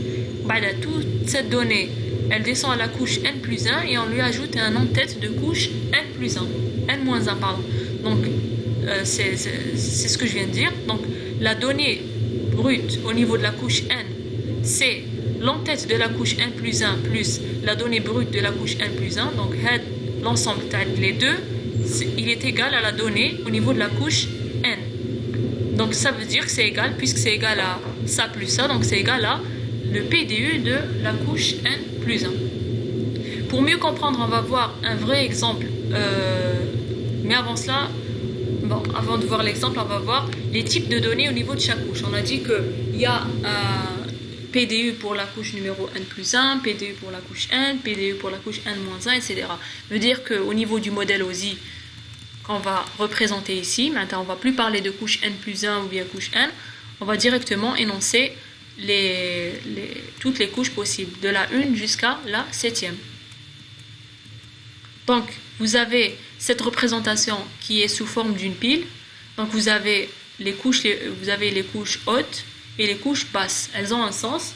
Donc, les couches qui sont tout à fait en haut, ce sont les couches logiques ou bien logicielles. Et les couches qui sont le plus en bas, comme la couche physique, sont des couches matérielles. On va voir par la suite quand on va définir ces couches-là. Donc, au niveau de chaque couche, on a un PDU d'une couche précisée. Donc, on disait N PDU. Maintenant, on va dire le PDU de la couche application. Donc, on va le dénommer APDU. PDU de la couche application. PPDU, PDU de la couche présentation. SPDU, TPDU, RPDU, LPDU et FPDU. F pour physique. Donc, je ne voulais pas mettre P pour qu'il n'y ait pas de confusion avec le PDU de la couche présentation. Donc, chaque couche, elle manipule un type de données. Ça veut dire que APDU, il y a une donnée de la couche application plus un en-tête de la couche application. Au niveau de la couche présentation, il y a une donnée de la couche présentation qui est égale à tout l'APDU plus un en-tête au niveau de la couche présentation, etc. Vous allez le voir dans l'exemple. Donc, c'est si on veut des notations. Vous remarquez aussi qu'au niveau OSI, on est un peu théorique. On ne donne pas des détails concernant ce qu'il y a réellement au niveau de la donnée, ce qu'il y a réellement au niveau de l'entête, qu'est-ce qu'on ajoute comme données, système, etc. On fait que décrire, parce que c'est un modèle théorique qui n'est pas pratique. Donc, la PDU en général, c'est une donnée applicative. PPDU, c'est la même chose, et SPDU, c'est la même chose. Donc, ces trois couches, c'est des couches applicatives. Donc, vous allez le voir dans le protocole TCP/IP que en TCP/IP, toutes ces trois couches, elles sont résumées en une seule. Là, on manipule des données applicatives. Au niveau transport, on manipule des segments. Donc, c'est juste des notations c'est des notations de données. C'est-à-dire, on peut dire TPDU ou bien on peut dire segment. Donc, je reviens un instant, je vais ouvrir la porte. Voilà. Donc, comme je disais, on peut dire soit TPDU, soit segment. Donc, les deux sont corrects. Donc, on a juste donné un nom spécifié à la donnée qui est véhiculée au niveau de la couche transport. Dans le cas de la couche réseau, on véhicule ce qu'on appelle des paquets. Dans la couche liaison de données, on véhicule ce qu'on appelle des trames. Je ne sais pas pourquoi ça marche pas. Voilà. Donc, on peut dire paquet ou bien datagramme. Au niveau de la couche liaison de données, on véhicule des trames. Et au niveau de la couche physique, on véhicule ce qu'on appelle des bits. Aussi, on peut véhiculer ce qu'on appelle des signaux. vous voyez que plus on descend au niveau des couches, plus on a un côté plus physique de la donnée. Donc on avait une donnée assez logicielle, assez logique, on descend vers une donnée qui est plus, qui va vers tout ce qui est signaux. Donc c'est pour ça que l'ordre technique des couches, il est très important. Donc il peut pas y avoir la couche application en bas ou bien la couche physique en haut. Donc même l'ordre des couches au niveau du modèle OSI, elles ont un sens. Pour mieux comprendre cela, avant cela, on va voir le rôle de chaque couche. Qu'est-ce qu'on a dit? On a dit que la communication, qui est le problème que veut résoudre le modèle OSI, va être scindée en sous-problèmes de communication. Donc avant cela, on va juste dire que les 3 couches supérieures, elles permettent de gérer l'application. Quant aux couches qui sont en bas, elles permettent de transporter la donnée. Couche application, elle va solutionner quel problème? C'est quelle est la donnée à envoyer? Elle va répondre à cette question. Couche présentation, elle va nous définir la forme de la donnée à envoyer. Image, son, quel est le format de l'image, quelle est l'extension, si on a un son, si c'est un MP3, un P4 pour une vidéo, etc. Ça va nous donner tous les détails concernant la donnée qu'on va envoyer. Session, on va répondre à la question qui est le destinataire. Au niveau de la couche transport, on va répondre à la question où est le destinataire. Au niveau de la couche réseau, quelle est la route à prendre pour pouvoir acheminer cette donnée. Au niveau de la couche liaison de données, on va décrire quelles sont les caractéristiques du réseau. Et au niveau physique, on va répondre à la question quel est le support physique. Vous remarquez que le problème de communication qui était l'échange de données, on l'a divisé en 7 sous-problèmes. C'est-à-dire que chaque couche, elle va se préoccuper d'un sous-problème précis. Donc ça permet au niveau de ces couches de mieux gérer la communication, de spécifier exactement ce qu'on veut, parce que énoncer le problème de faire communiquer 2 entités entre elles est assez vague. C'est-à-dire qu'il y a beaucoup de critères à voir, il y a beaucoup de questions auxquelles il faut répondre.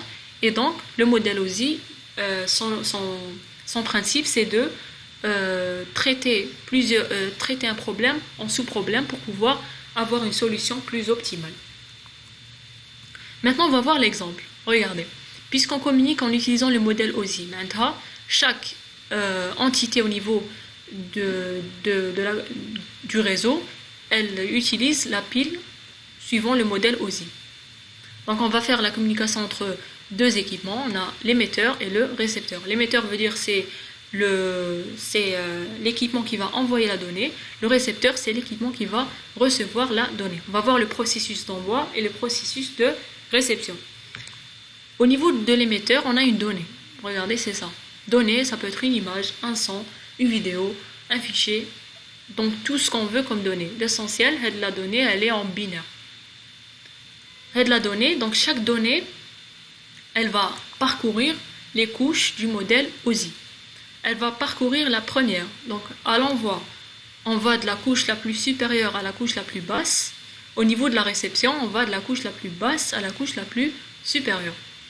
Donc la donnée TAI, qui est une donnée brute, donc elle ne comporte pas encore des entêtes, etc., elle va être envoyée à la couche application. On a dit qu'au niveau de chaque couche, on ajoute un en-tête. On va ajouter l'en-tête applicative, HA, Header Application.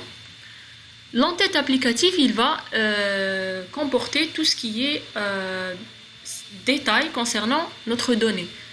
Nom d'utilisateur, nom du fichier, date de dernière modification, taille du fichier, etc. Donc des caractéristiques concernant la donnée. Donc l'en-tête applicative plus la donnée brute nous donne ce qu'on appelle la donnée applicative ou bien l'APDU. Donc c'est ce qu'on a vu la présentation des données de chaque couche. Cet APDU là, il a été formé au niveau de la couche application, il va descendre au niveau de la couche présentation via l'interface qui se trouve entre la couche présentation et application, qui est l'interface 7.6. La couche présentation, elle va recevoir l'APDU. Regardez les couleurs aussi, c'est important. Donc, tout ce qui est en gris, c'est ce qu'on ajoute au niveau de la couche. Tout ce qui est en rouge, c'est ce qu'on reçoit depuis la couche supérieure. Donc, la couche présentation, elle a reçu un APDU auquel elle va ajouter un en-tête de présentation. HP, Header, présentation. Donc, l'en-tête présentation plus la donnée de la couche présentation va nous former ce qu'on appelle le PPDU, bien aussi la donnée applicative.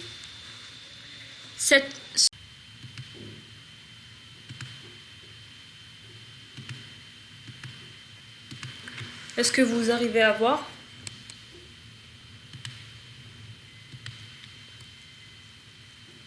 Oui. Voilà, donc là on s'est arrêté au niveau de la couche présentation. Qu'est-ce qu'on ajoute au niveau de la couche présentation? On va ajouter des détails concernant est-ce que la donnée Tana elle est chiffrée, elle est convertie, si elle est convertie en quel format, si elle est codée, etc. Donc la couche présentation, c'est comment elle se présente ma donnée. Donc j'ajoute tout ça dans l'entête présentation. L'entête présentation plus la donnée de la couche présentation qui est la PDU nous forme ce qu'on appelle la donnée de couche présentation, PPDU. Ce PPDU, il va descendre au niveau de la couche session. Même chose. Donc tout cela, regardez, à chaque fois on ajoute un en-tête. La donnée brute, c'est ça. Mais on va ajouter des en-têtes au niveau de toutes les couches du modèle OSI. On va ajouter la couche session pour répondre à la question qui est le destinataire, pardon. On va ajouter, tout dépend aussi la technologie qu'on utilise, on va ajouter des informations concernant où est le destinataire. Donc, vous remarquez aussi que dans le modèle OSI, on ne spécifie pas réellement ce qu'on est en train d'ajouter. On décrit juste ce que va contenir l'entête. Pourquoi? Parce que le modèle OSI, c'est un modèle formel et théorique. Maintenant, il n'y a pas, par exemple, une taille précise de l'entête session, une taille précise de l'entête présentation, etc. On explique juste qu'est-ce qu'on ajoute dedans. Donc, l'entête de la couche session plus la donnée de la couche session qui est le PPDU forme ce qu'on appelle le SPDU, qui est aussi une donnée applicative. Donc les trois, c'est des données applicatives. On peut les nommer ainsi ou bien données applicatives. Le SPDU va descendre au niveau de la couche transport. Et on va ajouter au niveau de la couche transport un en-tête de transport, HT. L'en-tête transport, il va répondre à la question qui est le destinataire, ou plutôt où est le destinataire. Donc on va ajouter des données dans ce sens. L'entête de transport plus la donnée qui est SPDU qui a été reçue au niveau de la couche transport nous forme la donnée de l'entête de la couche transport qui est le TPDU. Ce dernier va descendre aussi au niveau de la couche réseau. On va ajouter un en-tête réseau qui va contenir toutes les données concernant le chemin à prendre pour pouvoir arriver à destination. Par exemple, si on était dans le modèle TCP/IP, on aurait ajouté ce qu'on appelle les adresses IP source et destination. Mais bon, puisqu'on est dans le modèle OSI, on ne spécifie pas ce qu'on ajoute. On dit juste qu'on ajoute des informations concernant l'acheminement de la donnée. Donc, l'entête réseau plus la donnée reçue par la couche transport, qui est le TPDU, nous forme ce qu'on appelle la donnée de la couche réseau, RPDU, ou bien le paquet. Le paquet, il va descendre au niveau de la couche liaison, où on va lui ajouter un en-tête. L'en-tête au niveau de la couche liaison, il y en a deux. Il y en a un au début, il y en a un à la fin. Donc, fait des informations concernant la méthode d'accès au réseau local.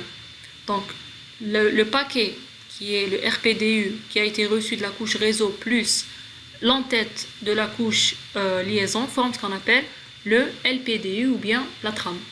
La trame, quand elle descend au niveau de la couche physique, on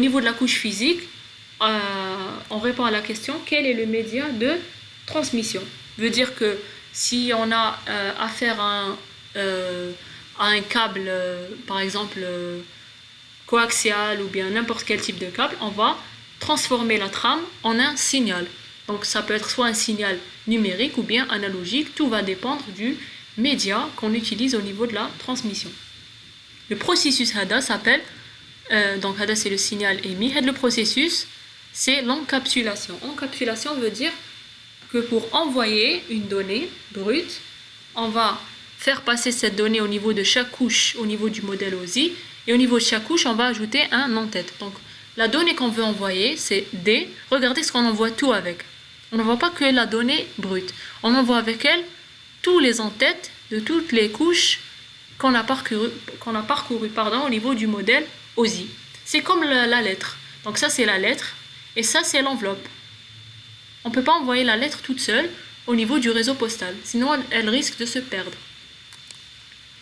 Donc, le signal, c'est ça, c'est le LPDU, on l'a transformé en signal. On ne peut pas transmettre des bits binaires comme ça, il faut les transformer en signaux. Le signal HADEC, il va être envoyé au niveau du média de transmission. arriver à destination. Donc quand on arrive à destination, on ne va pas arriver directement au niveau de la couche application, on va arriver au niveau de la couche physique du récepteur. Le récepteur, il va recevoir un signal. Donc ça, c'est le signal reçu. Qu'est-ce qu'on fait? Au lieu de faire descendre les données, les différentes données aux différentes couches inférieures, au niveau de la réception, on va faire monter les données aux couches supérieures. Donc on va faire remonter le signal au niveau de la couche liaison de données. Donc on va faire remonter la trame.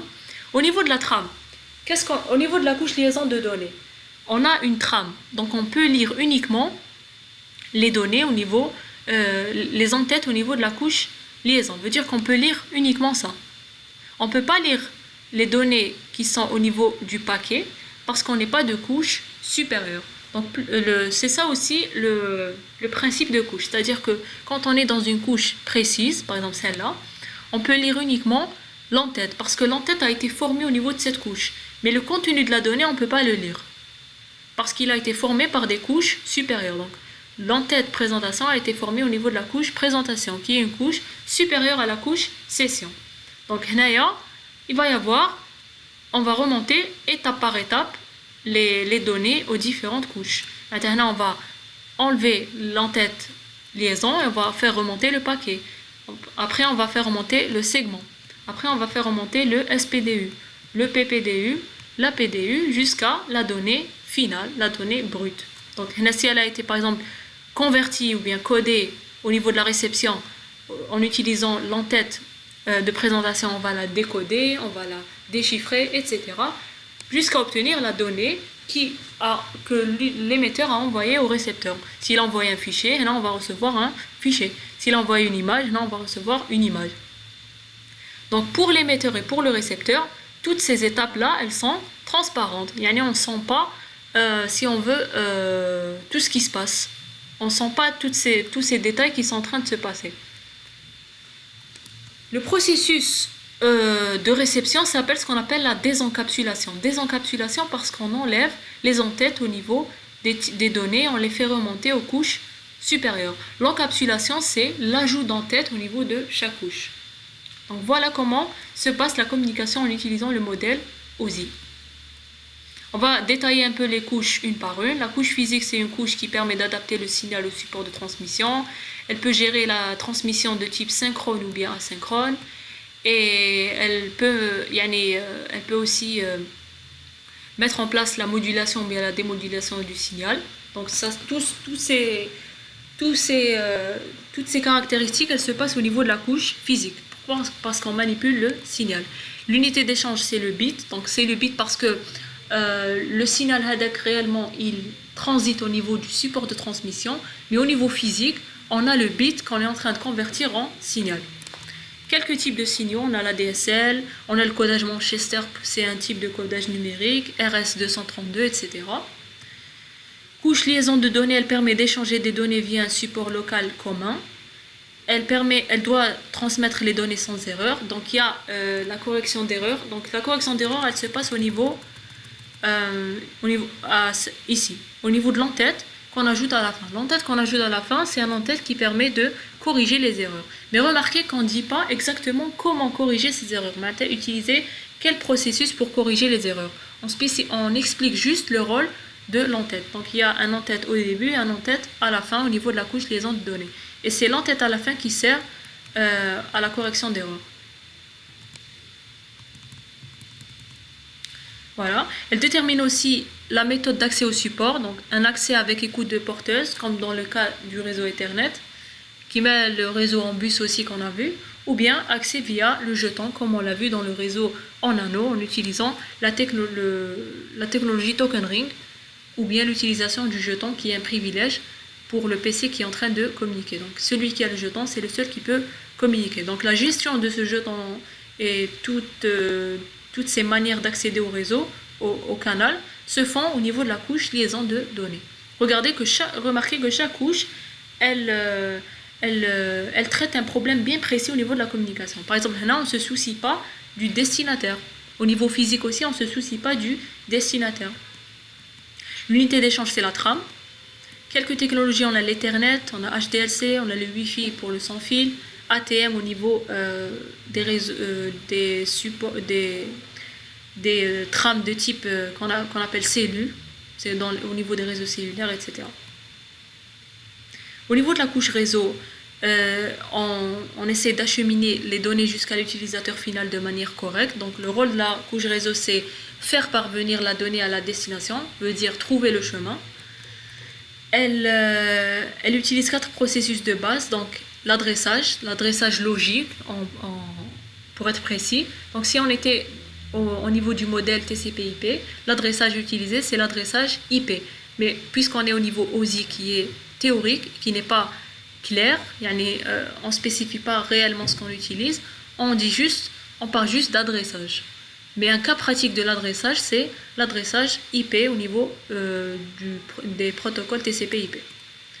On gère aussi le processus d'encapsulation et de désencapsulation, ainsi que de routage. Donc, le routage, c'est un processus qui se fait au niveau des routeurs et ça permet de trouver le chemin. C'est-à-dire faire véhiculer les messages en utilisant les tables de routage des différents routeurs. Ça permet aussi de traduire les adresses logiques en adresses physiques. Un exemple d'adresse logique, c'est les adresses IP. Les adresses physiques, c'est ce qu'on appelle les adresses MAC au niveau de la technologie Ethernet. Donc, faut pas aussi rentrer dans les détails. L'unité d'échange, c'est le paquet. Pour la couche liaison de données, c'est la trame. Pour la couche réseau, c'est le paquet ou bien le RPDU. Quelques protocoles au niveau de la pile protocolaire TCP/IP. On a l'IPv4, IPv6, ICMP, IGMP, ARP, etc. On les verra en détail au niveau du 5e chapitre consacré au protocole au niveau du réseau Internet. Au niveau de la couche transport, on s'intéresse à acheminer la donnée de bout en bout à travers plusieurs réseaux. Donc, c'est mettre en place une connexion, l'établir déjà, la maintenir et aussi en cas de rupture, c'est-à-dire en cas de déconnexion. Regardez, vous remarquez qu'au niveau de chaque couche, on traite un problème bien précis de la communication. Donc, ce qu'il faut que la couche transport assure aussi, c'est qu'au niveau de l'émetteur, on doit segmenter les données en paquets numérotés. Donc, parfois, on a des données volumineuses.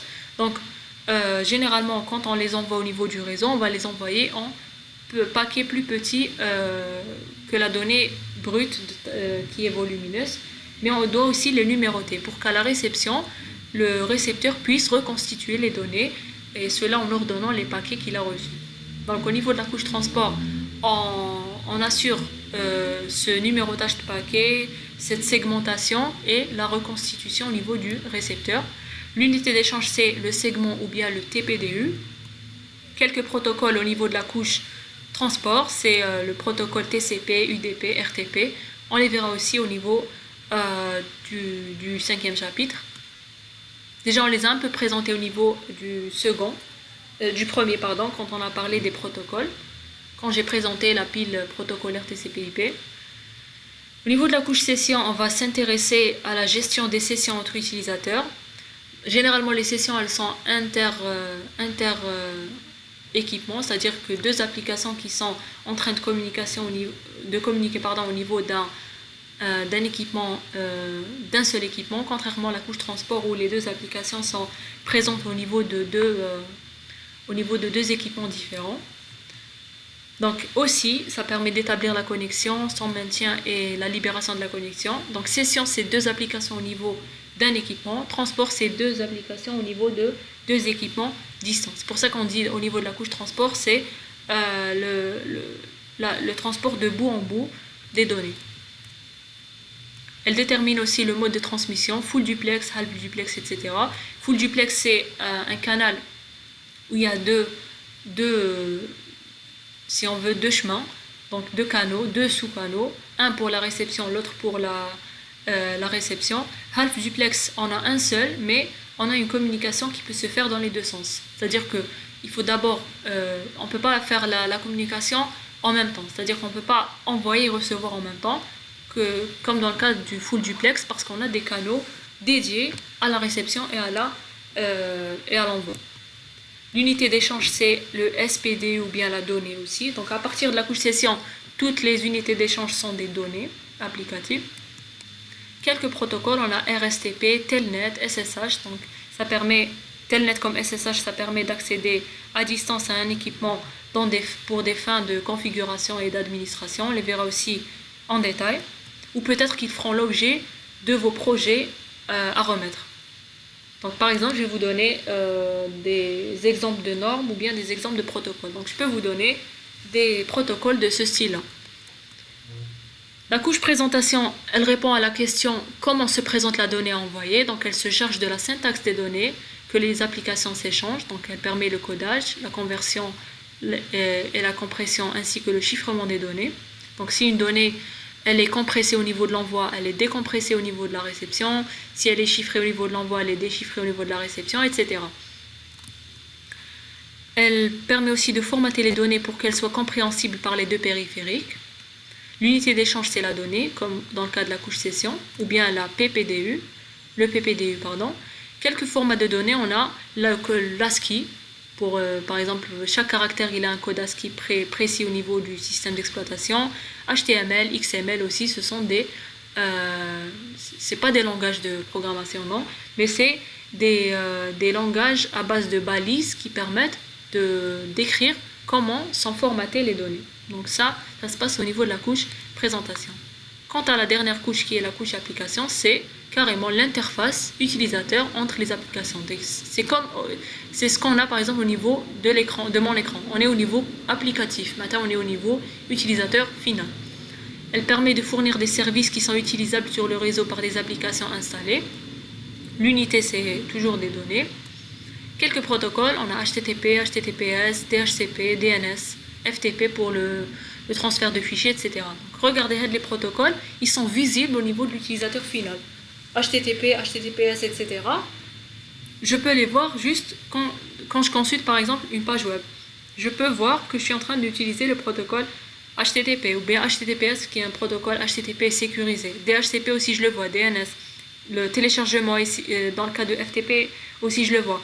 Mais par contre les protocoles qui sont en bas comme le protocole TCP, UDP, IP, ARP, ICMP, etc. je ne peux pas les voir parce qu'ils ne sont pas de couche, parce qu'ils ne sont pas de couche 7, parce qu'ils sont en bas. Donc on n'est pas au niveau utilisateur. Donc, plus on descend au niveau des couches, plus on va vers le côté matériel ou bien physique de la communication. Un deuxième exemple de communication quand il y a deux équipements qui sont reliés par un routeur par exemple. Donc chaque entité au niveau du réseau elle a une pile OSI parce qu'on communique en utilisant le modèle OSI. Le routeur il aura aussi son modèle OSI, sauf que le modèle OSI du routeur va se limiter uniquement à 3 couches parce que le routeur il est de niveau 3. Si on avait un commutateur, il va se limiter à 2 couches. Si on avait un concentrateur, il va se limiter uniquement à la couche physique. Si on avait une passerelle, elle aura 7 couches, tout comme l'émetteur et le récepteur. Donc, si on suit OSI, maintenant, il faut d'abord savoir où on se trouve au niveau du modèle OSI. Et après, on a les couches adéquates. C'est-à-dire que si on est au niveau réseau, on n'a que réseau et ce qui est en bas. Si on est au niveau de la couche transport, on n'a que transport et ce qui est en bas, etc. Les émetteurs et le récepteur sont des équipements terminaux, donc forcément ce sont des équipements de niveau 7. C'est pour ça qu'ils ont toute la pile OSI à leur disposition. Donc la communication, comment elle va se faire? L'émetteur va envoyer une donnée au récepteur, il va suivre le chemin de la couche application jusqu'à la couche physique, donc de la donnée brute jusqu'à le signal qu'il va envoyer au niveau du réseau. Donc arrivé au routeur, le signal de l'émetteur va arriver à la couche physique du routeur, donc il va recevoir ce même signal. Ça va remonter à la couche réseau, la plus haute. Donc s'il avait d'autres couches plus hautes, ça va remonter encore jusqu'en haut. Ça va redescendre à la couche physique. Pourquoi? Parce que le routeur, dès qu'il reçoit un paquet, il peut changer l'adresse IP source dans le cadre de TCP/IP, il peut changer l'adresse destination, etc. s'il utilise sa table de routage. Après, il retransforme son paquet en un signal. Donc il y aura il y aura un processus de désencapsulation, oui. Et là, il y aura un processus d'encapsulation jusqu'à avoir un signal qu'il va envoyer au récepteur final. Et ce récepteur, il va recevoir le signal qu'il va désencapsulée jusqu'à arriver à la donnée brute. Et c'est la donnée qui a été envoyée depuis l'émetteur. Donc voilà en gros une présentation assez détaillée du modèle OSI qui est un exemple de normes qui sont utilisées dans le cas des réseaux de communication, plus précisément des réseaux informatiques. Donc voilà pour tout le chapitre numéro 3. Est-ce que vous avez des questions? Vous avez déjà le détail normalement, vous avez les vidéos pour chaque partie. Vous avez aussi le cours d'aujourd'hui et vous avez le support de cours que je vous ai partagé et qui est sur Moodle aussi. Donc, est-ce que vous avez des questions? Donc, il y a plein de gens qui sont partis. Il y a le délégué qui est parti. Enfin, les deux, je pense. Hein.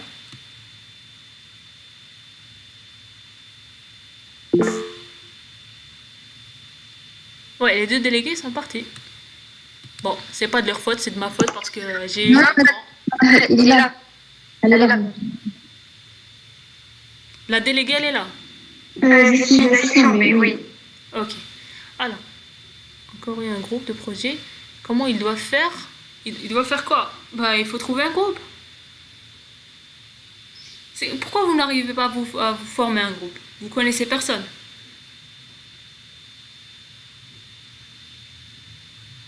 Vous pouvez parler, hein? Là, maintenant, vous parlez. Si vous avez des questions, vous pouvez les poser maintenant, que ce soit en relation avec le 3e chapitre ou bien le projet. Je sais que c'est ce qui vous tracasse. Vous pouvez poser toutes les questions que vous avez. Donc, comme pour résumer, concernant le projet, c'est de former vos groupes déjà. Donc, la majorité l'ont fait.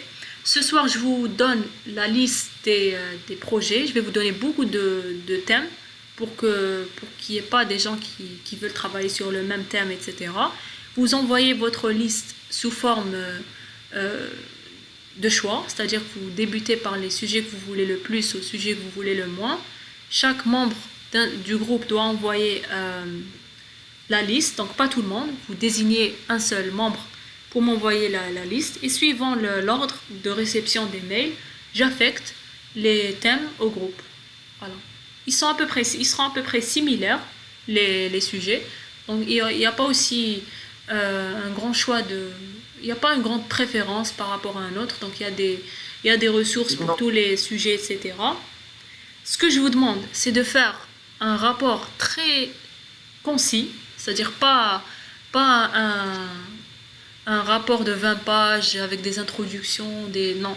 Juste si on veut une fiche technique qui permet d'écrire comment fonctionnent ces protocoles. L'objectif, c'est si quelqu'un qui ne connaît rien dans le domaine réseau, etc., s'il le lit, il parvient à comprendre. Yani, n'allez pas dans des détails techniques, parce que je sais que pour certains protocoles, peut-être vous n'avez aucune idée. Donc l'objectif, c'est juste déjà de montrer qu'on a fait une recherche personnelle et pas de plagiat. Donc pour les gens qui vont prendre en considération ces critères, ils auront de bonnes notes concernant le rapport. Ça doit être un travail personnel. Même si c'est simple, mais c'est bien expliqué. Donc c'est ça l'objectif, même expliquer quelque chose de simple. Pas aller dans des détails qu'on n'a pas compris. L'essentiel, tout ce que vous mentionnez au niveau du rapport, vous devez l'avoir compris. Voilà. Non, je ne peux pas former un groupe à des personnes parce qu'ils risquent de ne pas s'entendre, etc. Il reste pour l'instant 8 personnes qui qui ne se sont pas manifestées. Au pire, vous pouvez faire toute seule parce que il n'y a pas beaucoup de groupes. Bon, essayez de trouver une personne au moins. Mais sinon, si vous n'arrivez vraiment pas à trouver quelqu'un, travaillez seul. Donc je pense que vous êtes réintégré ou là vous ne connaissez pas les gens avec qui vous étudiez. Donc il n'y a pas de problème. Donc je vous ai dit hier, je vous ai demandé de faire des groupes de 5 à 10. Après, je vous ai dit que vous pouvez travailler en 3, en trinôme. Parce que je me suis dit que peut-être que vous n'avez pas pu trouver des gens avec qui travailler.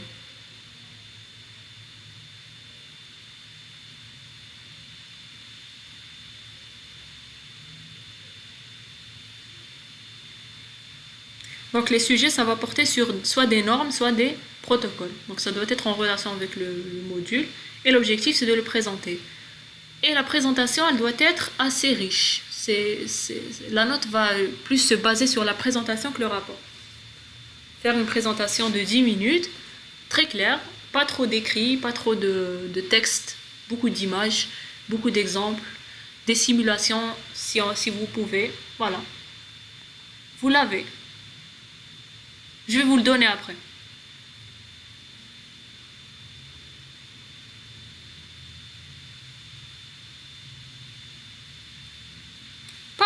Parlez en voix, Yannick. Vous pouvez parler. Excusez-moi, madame. Oui. Est-ce que vous pouvez me donner votre email? Je vais vous le donner, oui. Je vais vous l'envoyer mon groupe. D'accord. Oui. Je vais vous partager cette présentation et je vais vous donner mon mail et les sujets en fin de soirée. Normalement, je vais vous donner la liste des sujets. Donc, vous vous entendez entre vous sur le sujet sur lequel vous voulez travailler, l'ordre des sujets aussi, et vous m'envoyez et je vous affecte directement. Merci, madame. Et il faut juste me préciser quelle serait la date de présentation. Est-ce que vous voulez que ce soit avant les vacances ou bien après les vacances? Parce que normalement, après les vacances, on n'a pas le droit de faire ces examens en ligne de méthodologie, etc. D'après l'administration.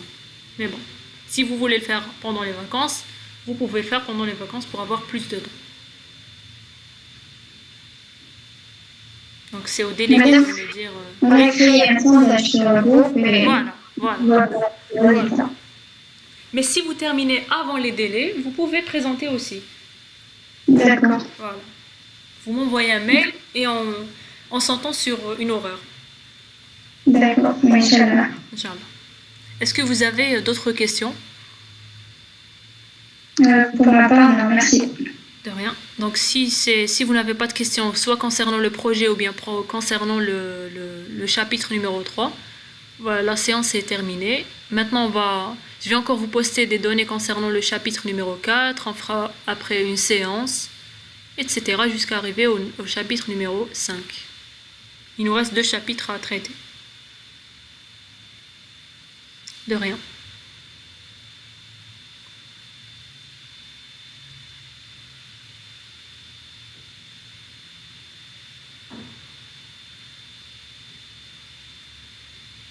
Voilà, donc c'est terminé.